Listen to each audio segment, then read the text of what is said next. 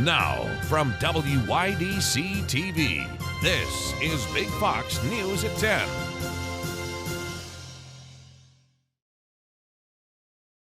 Good evening, I'm Anna Manuel. The mass shooting at the Texas elementary school has sparked debate about how security should be handled in our schools. As our Maggie Hall reports, the debate has already started in the Twin Tiers. Fourth Ward alderperson George Defendini posted this tweet in response to an Ithaca Police Department press release. In his tweet, Defendini denounces and condemns increased police presence in schools. Local mother of two and Twitter user Maria Serrano comments underneath his tweet stating, "As a parent, I feel fine knowing that there is increased police presence in the schools. You don't speak for all parents." In his tweet, Defendini states that police presence did not stop the tragedy in Texas, nor does it ever stop tragedies such as these. I spoke to Chemung County Sheriff Bill Strom, who disagreed. A situation that occurred back in 2001 where a student, a high school student, had come into the school. He had 18 pipe bombs, he had a disassembled shotgun that was functioning, and he had a loaded handgun with a very well thought out plan of carrying out an active shooter situation. Fortunately for us, we had a student that attached herself to him and directed him to a particular area until the school resource officer could get in and intervene and take him into custody, and we avoided certainly a tragedy, no question in my mind. So I spoke with educator, mother of six, and vice president of Depose High School's PTA, Laura Riscala, to get another parent's thoughts about police presence in schools. I think that any time we have authority present, our students are going to feel safer knowing there's someone who has power greater than what they can administer that's present in their schools. To be present and an advocate for them. I think it deters crime, and that is a healthy authority. As long as there are students in school, I think there is value in having a guard or resource officer there. It's clear that no matter what the stance, everyone just wants our children to be safe. This is Maggie Hall from WYDC, Big Fox News Corning. Public anger and scrutiny mounting as the heartbroken community of Uvalde, Texas, demands clear answers surrounding the shooting. Madeline Rivera is in Uvalde, Texas with more. Growing outrage as some are now asking what happened in the time it took to stop the gunman who terrorized Robb Elementary School. The people kept saying, go in there, get him, go in there, get him. The children didn't have to die. Disturbing questions surfacing about law enforcement's response to Tuesday's deadly school shooting, including why it took so long for police to confront the gunman and why the door he used to get into the school was unlocked. In a situation where every second counts, heartbroken relatives are demanding answers.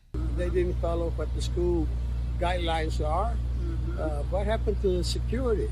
I don't understand exactly what happened, but I think that they should have gone ahead and secured that back door. As the investigation continues, conflicting details and shifting timelines provided by authorities in the days since the massacre only adding to the confusion. There's a lot going on, a lot complex situation. At the center of the scrutiny, the time lapse between when the gunman crashed his truck outside the school and when tactical teams engaged and killed him. In that time, 19 kids and 2 teachers lost their lives. 21 white crosses honoring each of the victims as a steady stream of mourners come to pay their respects.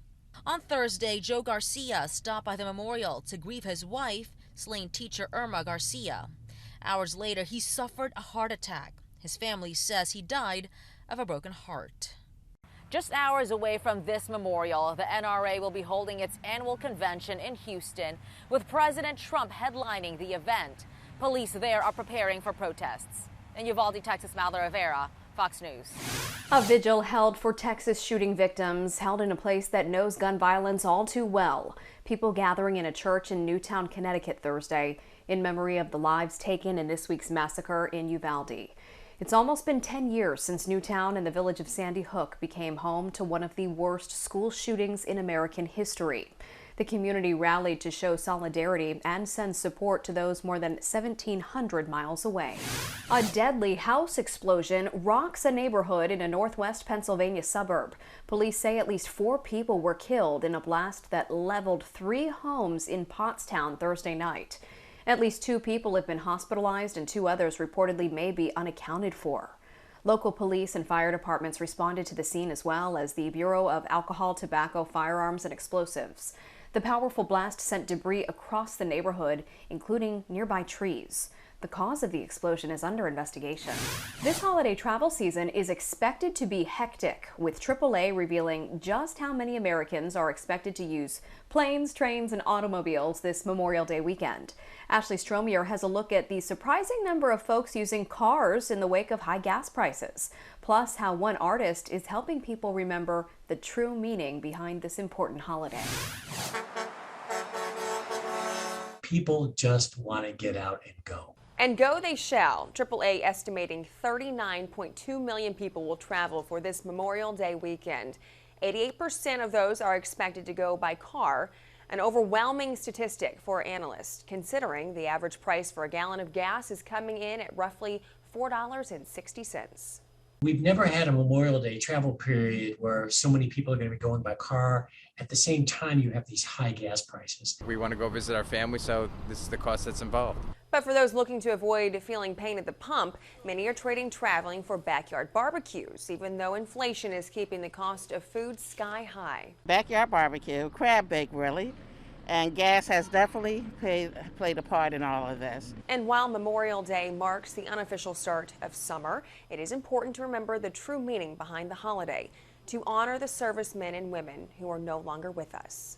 I realize how much suffering has gone into their experience and how little caring is involved in our society towards people that have actually sacrificed. The sentiment carries immense weight for sculptor Sabin Howard, who's now working on a national memorial for the World War I Centennial Commission to pay tribute to a war more than a century ago. When it comes to holiday travel, AAA says this year's numbers are up by 8.3% from last year. A comforting sign life is returning to some normalcy after 2 years of the pandemic. Ashley Stromier, Fox News. A New York appeals court has ordered former President Donald Trump and 2 of his adult children to sit for depositions as part of the state's long-running civil investigation into the Trump Organization. In a 4-page ruling, a 4-member appellate panel sided with New York Attorney General Letitia James, upholding a ruling that required the Trumps to comply with subpoenas demanding their testimonies. Trump, along with his 2 eldest children, Donald Trump Jr. and Ivanka Trump, were issued subpoenas to testify in December. There are now 9 cases of monkeypox in the U.S. The CDC confirmed the case count in a news briefing. The rare monkeypox cases have been identified in New York, as well as Massachusetts, Florida, Utah, Washington, California, and Virginia. CDC Director Dr. Rochelle Walensky says all of the cases have been among gay and bisexual men. She urged for an approach that is guided by science and not by stigma. Health officials maintain the risk of infection for the general public is low. WHO Director for Global Infectious Hazardous Preparedness called on governments around the world to make containing the virus a top priority. Your complete holiday weekend forecast is next. Plus, medical workers and first responders say they are in desperate need of blood donations. Ways you can help coming up. Now, your Twin Tiers forecast from Big Fox. Hi everyone, welcome. I'm meteorologist Sam Ryan. As we look back over the last 5 days to 6 days, we saw not a whole lot of rainfall here. Even Friday didn't pick up much until late. And our temperatures topped out around 73 Friday, so below average, kind of the theme here. You can see we've been just around average to just above average for the last couple days. Now, as we go into the day Saturday, still a little bit cooler out there with a departing area of low pressure. We'll have a continued chance for some showers and storms all the way until the early part of the afternoon. 60 degrees at 7 a.m. Be up to around 66, winds northwest. They'll be on the lighter side at noon, and then things clear on out. Not only do the showers and thunderstorms end, I think maybe around 2 p.m. or so. A lot of the short rain models kind of indicating that timing. But anyhow, by the later part of the afternoon, we'll start to see a little sunshine taking place as high pressure starts to build in. So here's an hour-by-hour look as we go into the day Saturday. Again, around 2 p.m., we'll see all that chances of precipitation beginning to wind down. Partly sunny skies then later part of the afternoon. Should make it back up to around 70 degrees. So again, slightly below the average for this time of the year, which is now up to 75. Here's a look at high temperatures around the region. Clouds kind of decreasing from west to east. So a continued chance of some of those showers early afternoon off to the east. Then we have high pressure building in now. This time the high pressure, the origin is from the southwest. And so it's going to really bump up our temperatures. You know, sometimes we get those highs dropping down out of Canada. Well, this time it's coming out of the south central region. Going to heat us up and then park itself over kind of Bermuda, form another high there. And so we'll be underneath this southerly flow even into next week. And eventually as it gets over Bermuda, we'll have increasing humidity levels next week and higher chances of some showers and storms. But until then, things begin to wind down here Saturday afternoon. Clouds clear out. We have a dry stretch of weather right on through Memorial Day Monday. So rainfall amounts here Saturday morning could end up seeing another 1/4 to 3/10 of an inch by early p.m. and then things clear on out with that high pressure building in. Sunny skies and warming temperatures will be the theme. As we look at high temperature Sunday, as a matter of fact, look at this. Above average will be in the low 80s with ample sunshine found widespread, that is, around the region. And then Memorial Day Monday, your day planner looks like this with the winds out of the south, light, high around 85 degrees in the afternoon, continuing to warm up from there all the way up to 90. That is Memorial Day Monday and then 93 Tuesday. And as I mentioned before, we'll start to see an increase in humidity levels. Tropical humidity starting to move in Wednesday, Thursday timeframe, and that could trigger off some stronger storms with a bit of a cool front moving through the area. Temperatures cooling down then some as we head into the following weekend. High 68 next Friday. Medical workers and first responders are warning of a critical shortage at blood banks, and they're asking people to make desperately needed donations so they can keep treating patients. Jake Carlexis is in Atlanta with the story. The American Red Cross says blood banks and hospitals like this one here in Atlanta are facing the worst blood shortage in more than a decade, and it's getting harder to treat people who are badly hurt or critically ill. Take a look at some of the most needed blood types. Type O negative in particular is in high demand because it can be used for any type of transfusion. Blood platelets are also desperately needed. They help control bleeding for injured people. Mass shootings like the one in Uvalde, Texas highlight the need for blood transfusions. When a lot of people are badly hurt, these donations can save lives. A lot of injured patients are going to need a lot of blood products. They're going to need red cells. Some of them might need platelets if they get very sick. These blood products are used across the board. And by donating platelets or red cells, you're saving anywhere from a newborn to a 80, 90-year-old gentleman. The Red Cross declared its first ever national blood crisis earlier this year, and there's been a 10% decline in the number of people donating blood since the pandemic. In Atlanta, Jake Carlexis, Fox News. Researchers may have found a link between a certain protein and a disease affecting a number of older Americans. Medical scientists at Johns Hopkins University may have found a link between a naturally produced sugar molecule in the brain and its role in the development of Alzheimer's disease. According to the study, this sugar molecule prevents harmful proteins from being cleaned up by the brain's immune cells. An estimated 6.5 million Americans aged 65 or older live with Alzheimer's in 2022. Elon Musk is getting sued by Twitter shareholders, and one of the entertainment industry's biggest pop stars just sold their music catalog. CJ Papa has these stories and more in today's Fox Business Briefs. A group of Twitter shareholders are suing Elon Musk over his $44 billion bid to buy the platform. They're accusing Musk of manipulating Twitter stock through his statements and tweets about the deal. They allege this is all part of a scheme to negotiate a better price or kill the offer. According to the class action lawsuit, since the buyout was announced, Twitter has lost $8 billion in value. Discount stores Dollar General and Dollar Tree are seeing a boom in business.